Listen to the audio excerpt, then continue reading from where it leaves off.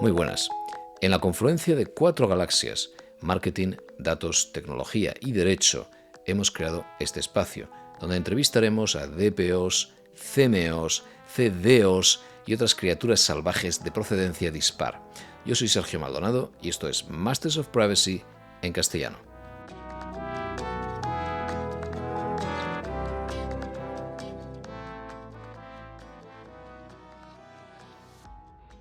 Muy bien, hoy tenemos aquí a Jorge García Herrero por tercera vez, cambiando totalmente de tercio porque la última vez hablamos de consentimiento o pago en Instagram y Facebook y la anterior de interés legítimo y protección de datos desde el diseño, ya en 2020. En esta ocasión vamos a por un triple mortal, que es el debate abierto en muchos países sobre si los modelos fundacionales de inteligencia artificial generativa contienen o no datos personales, toda vez que la autoridad supervisora de Hamburgo ha dicho que no, confirmando una opinión previa de la autoridad danesa. Aunque esto ha sido refutado por mucha gente, la carta abierta o invitación a debate de la agencia de Hamburgo tiene argumentos muy persuasivos, sobre todo cuando explica que lo único que se guarda son representaciones matemáticas del lenguaje, donde una serie de tokens pueden representar sílabas u otras unidades lógicas y los embeddings, como se llaman, representan relaciones no lineales o directas o constantes entre esos tokens, de forma que no tiene nada que ver con, por ejemplo, la encriptación de datos. Estamos siempre hablando de una gigantesca función de autocompletado, por simplificar, que busca las palabras o sílabas que probabilísticamente quedan hilvanadas en función de un contexto. También decía la agencia que cuando se habla del efecto memoria de algún dato personal, ahí metido en el modelo, extraído desde el sistema, pues si dejamos a un lado el caso de personas famosas, que no tiene nada que ver, pues suele solo presentarse a través de ataques muy intencionales en los que el prompt, la pregunta o secuencia de preguntas, juega un rol importante y que ya en base a la jurisprudencia del Tribunal de Justicia de la Unión Europea, el hecho de que un ataque termine resultando en identificación no implica que los datos en el origen sean personales, en línea con el caso Breyer. Con esas premisas nos hemos encontrado con los artículos de Jorge, muy bien estructurados, coincidiendo en algunos argumentos con otros expertos, como Locke Mugel, que vendrá al canal en inglés, sobre el mismo tema, y desmontando algunas de las afirmaciones de esa agencia. Y también se ha publicado una excelente entrevista a uno de los autores del documento de la Autoridad de Hamburgo en el podcast finlandés Privacy Pod, de Mila Keller y sus compañeras, que hacen un trabajo excelente y pondremos un link ahí. Vamos a diseccionar, por tanto, este asunto complejo y desde ahí lo llevaremos a escenarios muy prácticos de despliegue de proyectos de inteligencia artificial generativa en el día a día de la empresa. De nuevo, con Jorge García Herrero, cuyas publicaciones y referencias, que son abundantes, encontraréis en las notas del episodio. Vamos a por ello.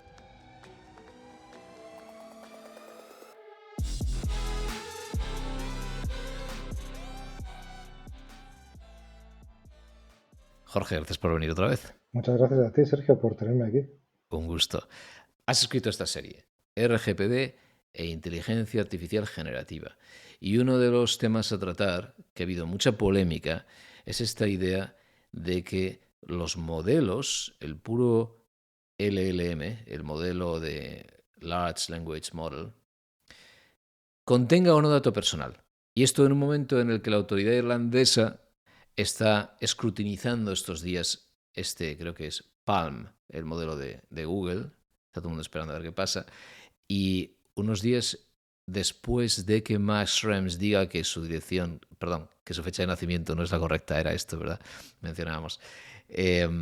Y por tanto que que está quejándose, creo que también ante la DPC, pero no me acuerdo de esto, por OpenAI, en cuanto a que no se cumple el principio de exactitud y que no se pueden ejercitar los derechos de acceso y no sé qué más protesta. La verdad es que no he leído el detalle.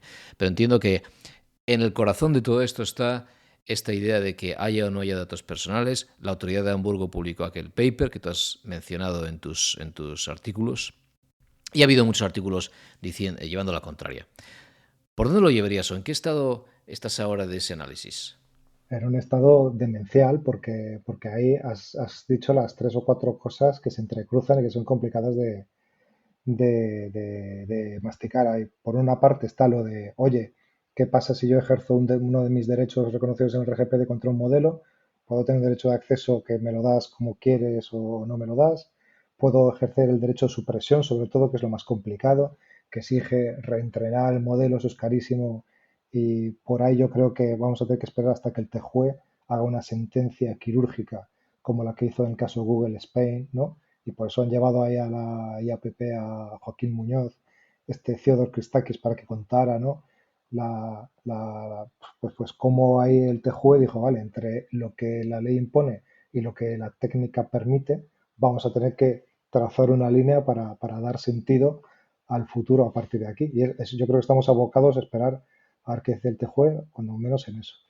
La tercera pata que has mencionado es, de alguna forma, están obligados los LLMs a dar respuestas exactas, aunque estén obligados, son capaces, no, porque son outputs probabilísticos, como sabemos, y sobre todo ahí lo que subyace por debajo de todo esto es lo que decía el mate del discussion paper este es los LLMs, sueñan los androides con ovejas eléctricas, tienen los LLMs datos personales en su interior, pues está bien claro, yo creo que todos podemos estar de acuerdo en que no contienen bases de datos estructuradas en el sentido ortodoxo, pero también podemos estar de acuerdo en que aunque los datos personales se transformen en tokens y los tokens en vectores multidimensionales que son los que analiza de la tecnología y lo que sea, ¿no? Y esto es lo que lees ahí en los papers para enterarte, al final lo que sí que sucede es que cuando tú le haces una pregunta a un modelo y le dices al modelo que no tire de fuentes adicionales de información,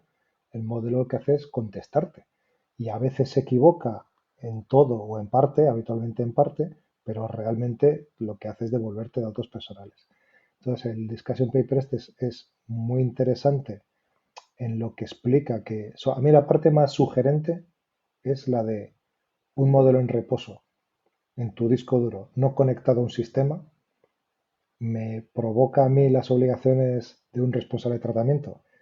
Esa es la parte más sugerente porque además el hombre este en el podcast este que has mencionado y que deberías enlazarlo para que la gente lo oiga Sí, porque sí, es lo que, haré. es que el Sí. tío este, yo leí el paper y me dije, madre mía, este va claramente, está buscándose un puesto de trabajo vitalicio en OpenAI y sí, sí, y lo entiendo, y lo entiendo y lo respeto y me parece muy bien, pero en el podcast da una versión muy humana de, no, oiga, yo aquí lo que quiero es ser pragmático, porque aquí efectivamente nos hemos liado la manta a la Sí, cabeza exacto. con la privacidad, nos estamos poniendo muy arrogantes y lo que hay que hacer es dar soluciones a la gente, porque lo cierto es que Sergio y Jorge y seguramente todos los que están escuchando esto están utilizando uno o varios modelos de inteligencia artificial como campeones, mientras por el otro lado están criticando y haciendo un checklist de todo lo que incumple.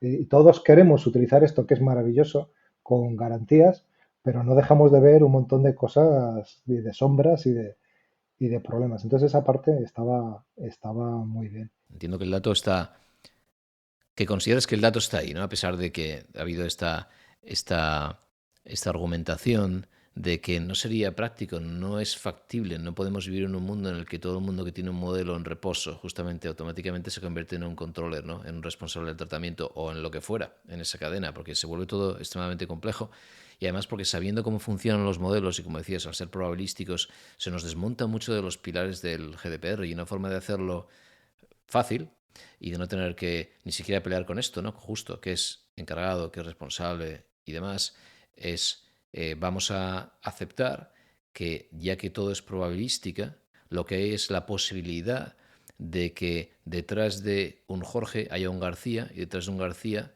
pues probabilísticamente suele venir un Herrero, en función de cuántos Jorges, Garcías o Herreros hay en el training dataset, ¿verdad? En el entrenamiento. Y si esto es así, entonces el problema, la patata caliente, él se la pasa al sistema. Y por tanto la sacamos del modelo, se la pasamos al sistema. Y por tanto la sacamos de GPT-4 o el que sea y se la pasamos a ChatGPT.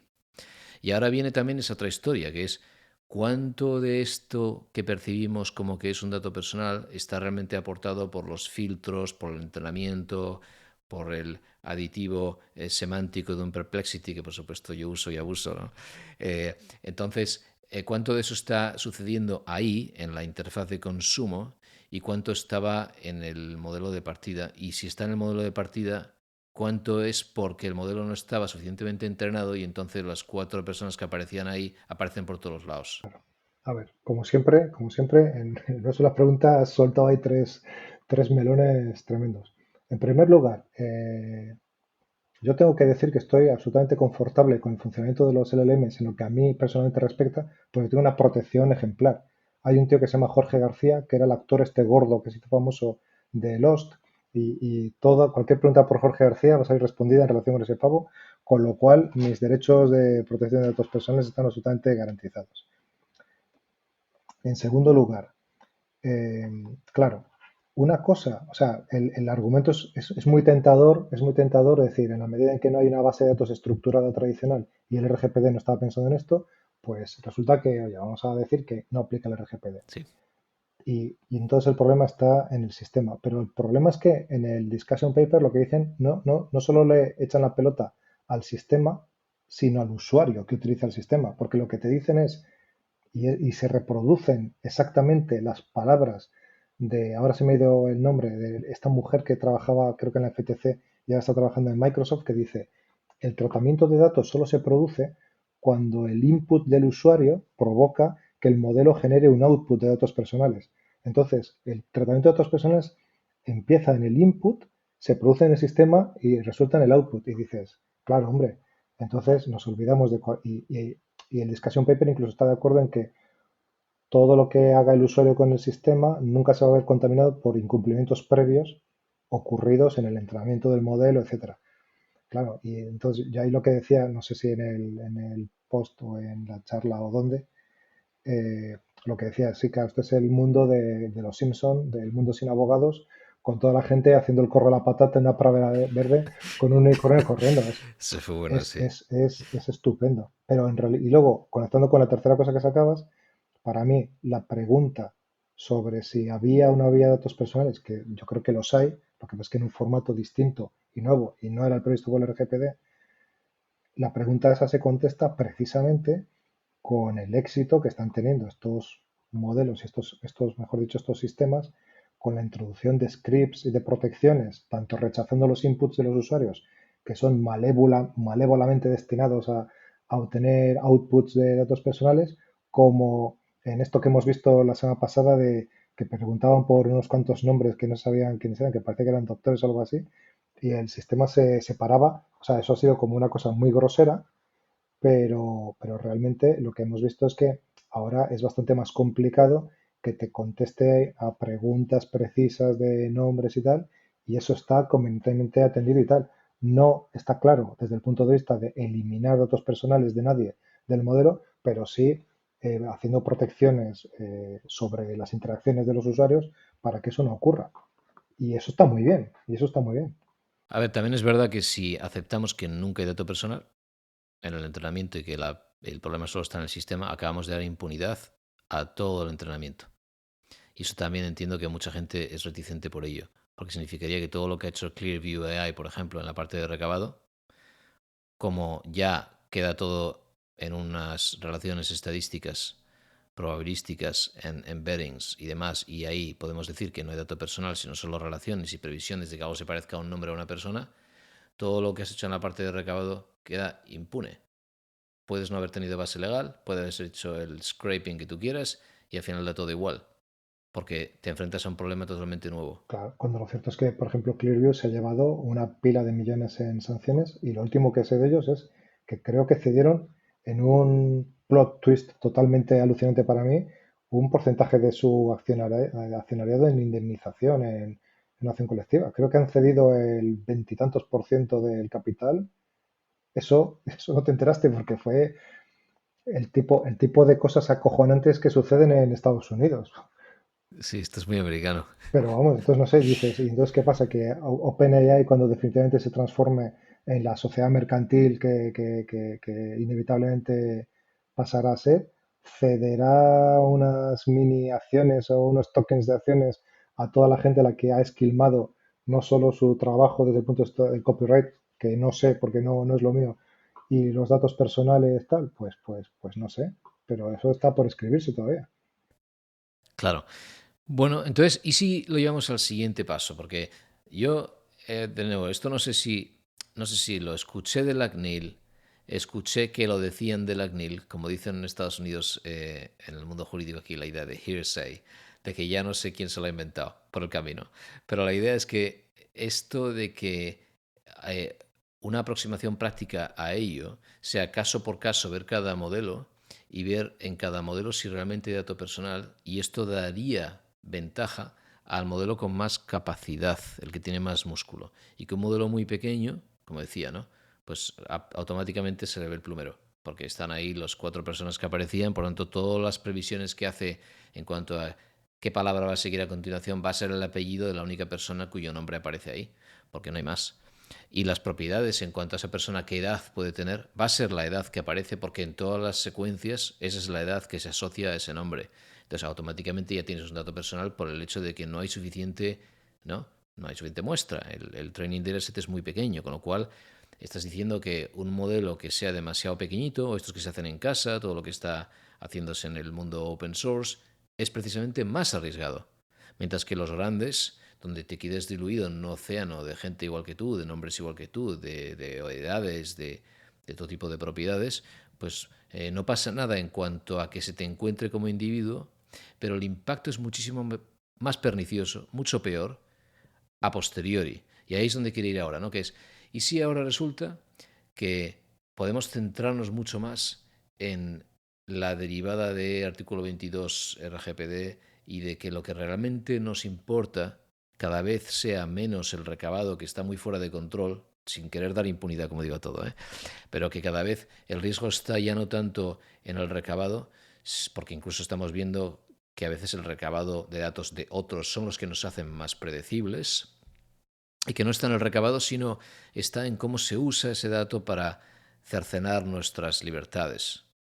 Entonces, por ahí esto ves alguna avenida para que estos modelos que tienen, bueno, de hecho ya en el AI Act es a donde hemos ido, claro, ya donde es alto riesgo o ya hay usos directamente prohibidos precisamente por el uso, con independencia de cómo se ha recabado el dato. Ya, pero sí, sí, pero ¿ves alguna avenida? Es que está absolutamente todo por escribirse. Porque, por ejemplo, eh, yo veo que va a haber, no, veo, pienso, leo, ¿no? Como dices tú, no sé si lo leo, lo he oído o lo he dicho yo, pero yo creo que va a haber todo un mercado. Somos como un modelo, ¿te das Somos cuenta? un pequeño modelo, sí, sí. Vale, pues entonces, primero tienes la parte esa de que puede que haya, digamos, un movimiento efervescente en modelos pequeños utilizados en local, que yo creo que al final es lo que todo el mundo quiere. O bien eso, o bien modelos en una nube cercana, controlada por ti, a los que puedes invocar para que sean más potentes para hacer cosas interesantes, pero alimentados con tus propios documentos, reentrenados, no sé qué, pero dentro de tu casa, aunque no sea dentro de tu dispositivo. Yo creo que eso ahora mismo es lo que está buscando todo el mundo porque nadie se fía de OpenAI y de los grandes del todo y hacen bien y hacen, no hay más que ver las pías que están sabiendo sobre el uso de estos. Luego tienes lo de que cuanto más grande es el training dataset, menor es el riesgo porque mayor es la distribución estadística y como lo que prima en las respuestas es los factores dominantes en esos predominios estadísticos, pues por mucha información que tenga el modelo de ti, tampoco va a ser tan relevante. Yo quiero creer que a donde vamos a ir es ahora que ya parece que estos modelos han ingerido toda la información disponible, saltándose cualquier garantía jurídica y tal, pero han ingerido toda la información disponible y más, incluso están empezando a ingerir datos sintéticos generados por los propios modelos y tal, que ya veremos hasta dónde nos llega eso. Yo quiero pensar que ahora deberían gastar un poco más de dinero en curar el contenido y entrenar versiones más eficaces de los modelos con un contenido en el que hayan eliminado pues barrabasadas y que eso se están viendo en modelos de inteligencia generativa de imágenes, etcétera. Yo creo que tiene que ser así.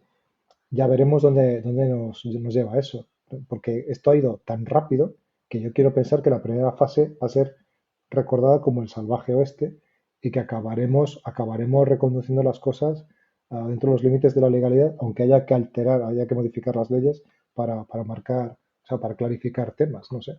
El tema es este, que estamos cuestionándonos de dónde viene la creatividad y por tanto cómo de valioso es realmente lo que hacemos cuando nada es puramente único. Y ahora si esto lo aplicas, si esto es el mundo sí, ¿no? De derecho de autor, que no estamos tocando aquí para nada. Pero si ahora lo llevas al mundo de nuestras propiedades personales, de aquello que nos define y por tanto puede impedir nuestro futuro o puede, de nuevo, ¿no? Limitar nuestras posibilidades, libertad, etcétera. Al final es un poco parecido. Somos una gota en el océano de la humanidad.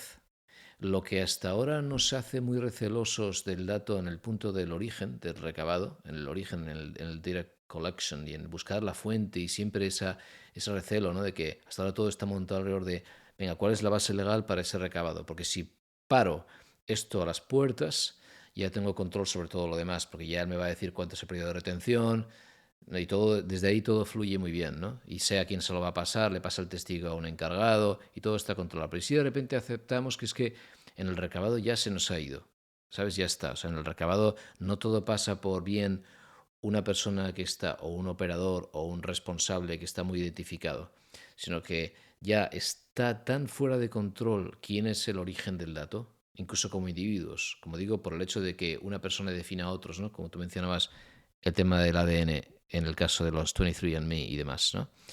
Entonces, si el problema está ahora ya en que ya hay una masa de información acerca de muchos seres humanos que nos afecta y nos define y que puede predecir cómo vamos a reaccionar a la hora de pedir una cobertura médica. A la hora, por ejemplo, lo que más terror a mí me da en Estados Unidos, esta idea del, bueno, una de las cosas es esta idea del credit score. ¿Sabes? Esto la puntuación crediticia, ¿no? Esto es terrorífico, porque al final se puede aplicar a tantísimas cosas y gente que no tiene acceso a nada, no ya a hipoteca ni préstamos, sino a un montón de cosas por no tener un credit score, porque ciertos data brokers han conseguido datos de cualquier vendedor de datos sacados de aplicaciones móviles, por ejemplo, de ubicación, de juegos, de un montón de data brokers vendiendo todo tipo de datos a gente que están después agregando los datos para hacer un credit score. Eso para mí es la manifestación perfecta de por qué hace falta protección de datos. Entonces, eso que está pasando ahora ya no depende de cómo lo frenas en el recabado, porque ya, imagínate, ¿no? Todos los data points que se recaban en el coche, todo lo que hace un Tesla ahora, todos los vídeos que graba cuando estás en un Tesla, todo lo que está pasando alrededor. Cada interacción es digital, cada vez más digital, cada dispositivo que te mide la actividad física, etcétera. Todo esto está siendo, nace en el contexto de esa actividad y de ese espacio digital, por tanto no te pertenece de partida, no viene como yo quería creer en el origen, ¿no? De que tenemos una especie de carterita de datos que con la portabilidad llevarás de un sitio a otro porque son los que te definen de forma, ¿no? Inequívoca. No es así, al final cada vez que hay un nuevo activo digital, el activo define el data point que nace de ese activo y luego de la interacción en ese choque de trenes saldrá algo único a partir de cómo tú interactúas con el activo. Entonces todo eso está ahí fuera. Y el problema está a continuación, cómo nos defendemos frente a ello. Y si hacemos todo el esfuerzo en la parte de recabado, es como si ahora AI, y ya me callo ahí, estuviera también despelotando el reglamento y toda la normativa de protección de datos y diciéndonos, no era por ahí. No era por me estoy poniendo muy drástico, luego lo corregimos, ¿eh? No era por ahí, no era por proteger el dato en cuanto a que tenemos tanto control, no somos tan importantes como individuo. Al revés, el riesgo está por el otro lado. ¿Cómo se arregla eso? Buena pregunta. Solo he leído sobre el problema, pero solucionarlo es otra película. Leo cosas que pasan en Estados Unidos en los últimos, en el último año y medio. Había casos alucinantes como el del no sé si era un cura o un obispo, creo que tenía un cierto cargo en la jerarquía, que una congregación hostil a él simplemente se limitó a comprar datos sobre su ubicación de Tinder o algo, de Grindr más bien, le localizaba en no sé cuántos burdeles y tal, y la noticia era que había dimitido y tal. Pero es que hay en Estados Unidos, hasta lo que me parece alucinante es cuando las autoridades de enforcement están comprando datos a data brokers que dices, bueno, o sea, es que claro, si no tenemos las mínimas garantías legales ante eso, imagínate, como el caso de las mujeres estas que estaban desinstalando las aplicaciones de seguimiento del periodo y tal por el tema este del aborto. Ahí es donde se manifiesta para qué sirven las garantías de privacidad. Pero claro, esto estamos en el nivel más básico cacareado desde hace un montón de tiempo.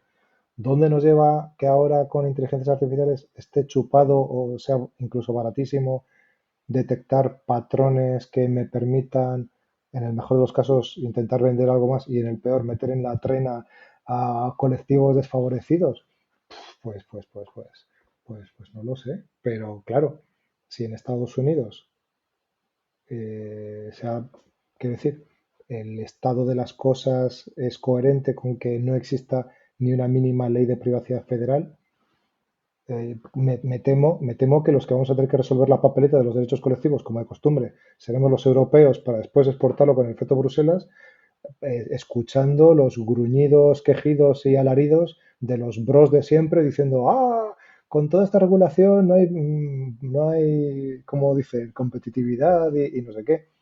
Pero y como dice Carissa y Ankabukian, amigos, que esto no es o blanco o negro, que aquí de lo que se trata es de conseguir las dos cosas manteniendo los derechos, que es siempre lo mismo. Sí, es verdad, sí, sí, sí.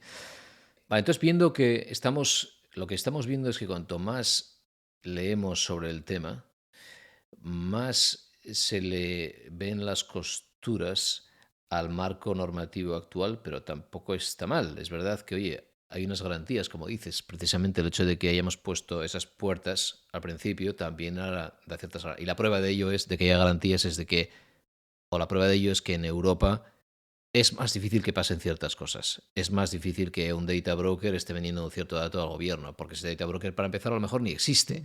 No creo que sea más difícil, yo creo que está pasando exactamente igual. Lo que pasa es que el Así, problema es que si le pillas, le puedes poner una multa que a lo mejor paga o se paga 6 años después cuando agote la vía jurisdiccional, pero bueno. claro. Bueno, entonces, pero llevándolo entonces al siguiente paso, porque ahora nos encontramos con que tú tienes clientes, ¿no? En el día a día. Van a venir gente, ahí me van a venir prestadores tecnológicos, por ejemplo, y todo el mundo quiere usar AI. Tus clientes quieren comprar plataformas que tengan AI, los prestadores quieren desarrollar algo que tenga AI y nadie tiene su modelo. Esta es la cosa que está pasando en la calle. La gente ya no tiene la capacidad, hace falta muchísimo dinero. Entonces ya se va aceptando que te vas a ir a la nube de Amazon. Encima es que te lo van haciendo tan fácil. Al final Amazon extiende sus tentáculos y claro, ahora en Bedrock tú escoges un modelo. En este nuevo estudio de Google también, ¿cómo se llama ahora? Bueno, sacó un estudio hace un par de días espectacular para montar tus cosas. Está siendo cada vez más masticado. Lo que hace un año costaba un montón de vídeos de aprender para hacerlo, ahora es que son 4 clics. Entonces, todas estas empresas van a estar montándolo y estas empresas de software van a estar incorporando el modelo de un tercero. Y ahora te encuentras con la realidad, el día a día, entonces siendo súper prácticos, ¿no? Ahora te viene a ti un banco en España, el banco, todos los bancos empezaron aspirando a tener sus modelos, yendo al mundo de machine learning, computer vision, cosas que todo el mundo puede hacer. Pero a continuación, en cuanto llegó todo el tema de AI generativa, aceptando que no iban a poder competir con modelos propios, todo el mundo aspira, sí, vale, pues mañana me voy a ir a open source y voy a usar Meta, no sé qué es peor, ¿sabes? O sea, voy a usar Llama y hoy estoy usando OpenAI. Y invariablemente, porque si no se les iba por todos los lados, igual que pasó con la consumerización de IT cuando llegó Atlassian y llegó Slack y tal, si no lo haces tú a nivel institucional y pones unas reglas, al final los empleados se te van por libre y empiezan a montar sus GPTs. Sus tamagotchis, claro. Eso, entonces ahora tú tienes clientes que están usando o están sentados encima de OpenAI y de Anthropic y de Gemini y te piden ayuda. Y ahora tenemos esta situación. Y lo primero que van a pedir es que, aunque asumiendo que nadie está en alto riesgo o en un uso prohibido y tal, ¿no? Que sea pues, una entidad comercial cualquiera, para lo típico, que están haciendo un business case de bajar costes en la atención al cliente. El típico caso de un chatbot a principio. El chatbot está montado sobre estos modelos básicos. Vienen a ti. Lo primero es la política, la transparencia. El principio de transparencia que se aplica de forma directa. Y ahora viene la primera piedra. ¿Qué es transparencia? ¿Cuánto cuentan y cuánto pueden contar? Porque tampoco saben tanto si el modelo no les está contando tanto y dónde empieza el problema. Tú sabes que yo estuve todo el año dando formación sobre esto, que daba formación, pero sobre todo lo que salía yo ganando era que venían profesionales de muy distintas industrias, me contaban la problemática y yo ahí aprendía mucho. ¿Y qué te encuentras con eso? Pues tú has puesto el caso de que o sea, que por un lado está OpenAI, que es el que da el sistema y el que te está viniendo es el que pone la capa por encima de negocio con el chatbot o lo que sea. Pero podría ser perfectamente, yo qué sé, Microsoft con Copilot. Pues ahí tienes un montón de problemas, primero, porque tu propio cumplimiento de transparencia va a depender de lo que ellos quieran revelarte. Número dos, por ejemplo, en el caso de Copilot, te vas a encontrar con que lo que te han dicho el 15 de enero, pues a lo mejor te lo corrigen o es totalmente distinto en marzo, porque ellos mismos están trabajando intensamente por debajo de la capucha y además así te lo dicen. Más aún cuando Copilot no es un solo modelo, sino 700 que hacen 700 cosas distintas. Luego tienes ahí el problema de que ellos teóricamente son encargados de tratamiento tuyos, o así se te van a presentar invariablemente en la documentación jurídica, pero siempre se reservan la famosa finalidad de, para mejorar el servicio, voy a utilizar tus datos. Que eso, sí, o sea, mi caso favorito es cuando hace ya creo que 2 años Salesforce modificó su política de privacidad para decir vamos a emplear todos los datos de comunicaciones de tu personal a través de Slack para entrenar mis modelos de inteligencia artificial, que decías, pero bueno, o sea, y con un clic ahí para el administrador del sistema para decir sí o no, que nadie se enteró, nadie activó, no sabe si vale para algo. Y esto es lo que te está pasando también con Grok, con Meta y con todas estas cosas. Digan lo que digan, que no sabes muy bien si sirve para algo tal Con LinkedIn ahora, con LinkedIn. claro. Bueno, a ver lo que hace LinkedIn, que después de la sanción que también tengo muchas ganas de leer, está diciendo eso de utilizo los datos de tu perfil por interés legítimo y el resto ya veremos por qué. Eso Sí, porque para publicidad como que lo van a sacar por otro lado. Lo que pasa es que en Estados Unidos ya de barrida ya, ya sí, lo han sí, hecho todo. ya. Sois la avanzadilla. Pues claro, todo eso. Y luego hay otro enlace que te voy a pasar, es para que lo pongas si quieres, es la evaluación de impacto que ha publicado anteayer la ICO sobre su uso de Copilot, que es un auténtico despelote. Tú vas mirando los comentarios que hay puestos ahí en el documento y dices, bueno, uno esperaría que a la ICO o a la APD, si utiliza esto, le contesten con un mínimo rigor o con una mínima seriedad.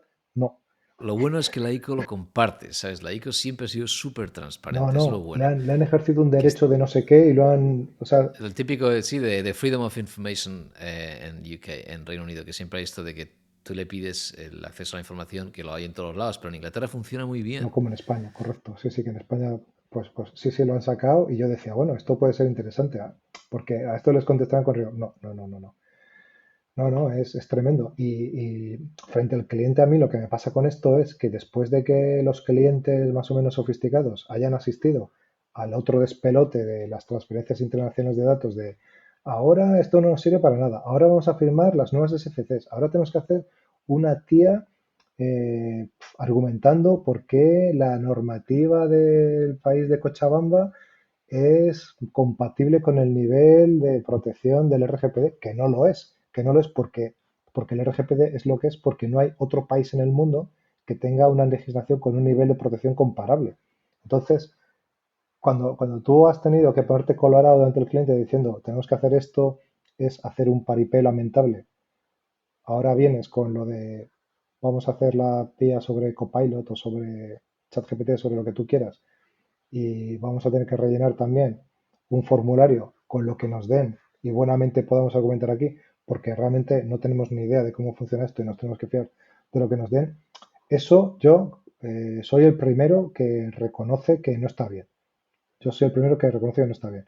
Y que hay un divorcio interesante entre la realidad de la práctica diaria, sobre todo de empresas complejas, y de los mandatos del RGPD. Y por enlazar con una cosa que tenía que haber contestado antes y tal, sí que es cierto, al hablar de todo esto de cómo encaja el RGPD con los modelos de inteligencia artificial y todo esto, que el RGPD lo que hizo grande y bueno al RGPD es que es una norma de principios y neutro tecnológicamente, o sea que teóricamente debería dar exactamente igual cómo funcione, si es una inteligencia artificial, si es no sé qué, da exactamente igual. Y eso debería permitirnos encontrar las avenidas por las que me preguntabas para intentar conciliar el funcionamiento del negocio y el aprovechamiento de estas tecnologías tan alucinantes de una forma compliant con la normativa. Lo que pasa es que esa carga la tiene que resolver OpenAI y Microsoft y los grandes, porque los demás estamos aquí como espectadores inanes ante eso, no hay otra manera. El problema, Pero es que en su caso es que todavía hay más razón para ello, porque no se están limitando a darte el modelo, te lo están revistiendo y están montando el modelo de negocio sobre el sistema. te la vertical entera, claro, te la vertical entera, tú eres el usuario final. Entonces, el problema ahí es cómo o sea, y luego está el reglamento de inteligencia artificial que también hace lo mismo. Si yo quiero ponerle mi etiqueta a una vertical que me viene dada para yo hacer dinero en España, adaptándolo en la medida que me quede en España, me convierto en responsable al 100% de todo lo que haga esto. Cuando mi capacidad de conejear el tema o tunearlo es mínima, es testimonial, en el caso de que sea. No está, yo creo que o sea, tenemos un desafío ahí tremendo, pero tenemos las manos atadas. A ver, hay otro problema también, que es que siempre y cuando, esto también lo decía este de la autoridad de Hamburgo, una cosa que me gustó como comentario, ¿no? Decían, oye, ¿qué cambiarías de lo que estás viviendo ahora en cuanto a como autoridad supervisora? Y decía, claro, es que una cosa que hicimos bien, a pesar de lo caótico y acelerado que se dice del reglamento de inteligencia artificial, que fue, que hicimos bien en ese reglamento es por lo menos introducir diferentes niveles de aplicación y esto en el reglamento no lo tenemos. Entonces está pasando que las autoridades no damos abasto porque tenemos que estar haciendo cumplir, claro, a esto voy y a lo mejor, y con esto podemos a lo mejor cerrar el círculo.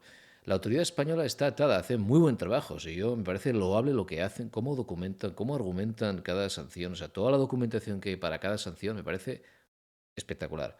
Pero que tengas que perseguir al Hotel Villasoro de Ategorrieta, ¿sabes? Porque la cámara está apuntando un poquito hacia la acera, que recibió una multa, no me acuerdo cuánto era, pírrica. Pero que tengas que dedicar ese tiempo y todo ese texto, bueno, a lo mejor ya usan OpenAI, pero que tengas que dedicar todo ese tiempo ¿sabes? A multar a un hotelito. Entonces, es verdad que vale que alguien pasó por la calle y vio la cámara, faltaba el cartel, la cámara estaba un poco mal orientada, pero ¿cuál es el riesgo de esto? Es decir, en el contexto de las cosas, el riesgo real, y entonces aquí es donde me parece que tenemos un ángulo muy interesante, porque va a haber empresas mucho más grandes, que van a tener mucho más control sobre cosas así, no le van a pasar perogrulladas, no les van a ocurrir, pues está todo controlado. Pero el riesgo con ellas, a pesar de que todo lo hagan bien, es mucho mayor, porque impacta a mucha más gente, porque sí que nos hace a todos predecibles. Que coja cuatro caras que pasen por la calle pasando al perro por Villasoro un día, pues me parece muchísimo menos arriesgado a todo lo que puede pasar en el contexto de cualquier empresa que trata miles de millones de caras y de perfiles. Es así, es así. Hay una resolución que compartieron en un post muy divertido en LinkedIn este verano, que habían denunciado una cámara web del ayuntamiento de no sé dónde, de Ávila, de Segovia, no sé si en la España vaciada, en Castilla-La Mancha o Castilla y León, y le metían pues, un requerimiento de información al ayuntamiento y el abogado del ayuntamiento, el técnico, quien fuera, súper cachondamente decía, miren ustedes, en esta cámara web se ve a los paisanos que pasan por aquí, a mí me da lo mismo que la cámara web que apunte en Callao, a la plaza por la que pasan cientos y miles de personas que con esas caras que pasan por ahí sin otro contexto, no se sabe muy bien el riesgo que puede suponer, vale, no tenía el cartel, vale, no tenía la habilitación, no sé qué, aquí están mis muñecas, pónganme las esposas y no sé qué. Y por supuesto lo salvan con un apercibimiento de estos que pone siempre la administración, pero la defensa me pareció modélica. Y aquí es lo mismo, yo creo que el compañero que decía en el podcast este famoso era que debería existir un nivel más atenuado de cumplimiento para las pymes. Y eso es una verdad como un templo, porque efectivamente, eh, si bien, o sea, claro, lo que viene a ser aplicar el principio de risk-based approach en la práctica a la entidad y al riesgo que genere la organización. Y si la organización es un puñetero autónomo que está el pobre ahí haciendo su trabajo y no sé Claro, qué, pues sí. pedirle un RAT detalladísimo y tal, pues es que es normal que el tío no sepa lo que haga y que lo tenga que subcontratar y que el servicio que obtenga sea una plantilla igual que la de sus 18.000 congéneres aunque le han cambiado el nombre. Claro, y que el riesgo no sea tanto por aquello, por cómo de profundo es la naturaleza del dato, que cada vez es más líquido, eso también, la naturaleza del dato, de si es sensible o no, en ese contexto tan pequeño, sino por el impacto social real, por la cantidad de gente a la que afecta. Que eso también lo intentaron en Reino Unido en esta reforma nueva, ¿no? Decir, oye, las pymes les vamos a quitar toda esta carga porque, primero, la ICO no puede más. Y segundo, ellas no pueden moverse, no puedes hacer nada. Si las iglesias no pueden enviar ni sus newsletters, la gente no sabe qué hacer en el entorno pequeño. Y la autoridad no da abasto y no puede perseguir cosas que tienen muchísimo más impacto. Entonces liberas las manos, los negocios pequeños pueden dejar de estar volviéndose locos ahora para montar una escuela de surf y montar cositas pequeñas de andar por casa que tienen un impacto mínimo. Pero bueno, por no seguir aquí, últimamente no paro de quejarme aquí en los podcasts. Todo el mundo se queja, haces bien, es lo que... Entonces ahora en positivo, bueno, pistas tuyas, bueno, tienes una formación por ahí, he visto en tu newsletter, en Cero Party Data, he visto un curso que tienes a futuro, que eso está también explicado anunciado en tu blog. ¿Algo más que nos combinarías a tener en el radar? Bueno, hay dos papers que he leído esta semana. Uno lo he metido en la newsletter y el otro no, porque lo he leído esta misma mañana. Uno es el paper resumen de este hombre que a mí me encanta, que es Theodore Christakis, que es como una especie de DJ que mezcla El de las alucinaciones. el de las alucinaciones, que está muy bien y que habla mucho sobre esto de que si tienen que decir la verdad o no, y sobre todo explica estupendamente las salvaguardias que se están introduciendo. Ese me ha gustado mucho. Y otro que también me ha parecido estupendo, de un tío que para mi gusto debería publicar y prodigarse más, que es Rolf van Eyck. Este es como un pope del interés legítimo holandés y ha sacado, y debieron hacer un seminario, una especie de congreso que estaba muy bien sobre inteligencia artificial y el RGPD, y han sacado un documento de 8 páginas que es un resumen de lo que allí se dijo. Y está fenomenal. Jorge, muchas gracias otra vez. Muchas gracias a ti, Sergio.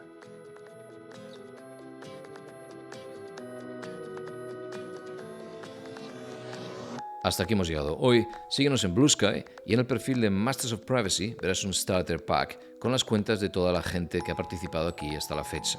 También puedes consultar las notas del episodio en mastersofprivacy.com. Y si te apetece, puedes seguirnos en LinkedIn, donde hay un canal específico de Masters of Privacy con materiales complementarios y algunos esquemas o chuletas ilustrativas de vez en cuando. También puedes enviarnos sugerencias para futuras entrevistas. Todo ello, bienvenido. Gracias y hasta la próxima.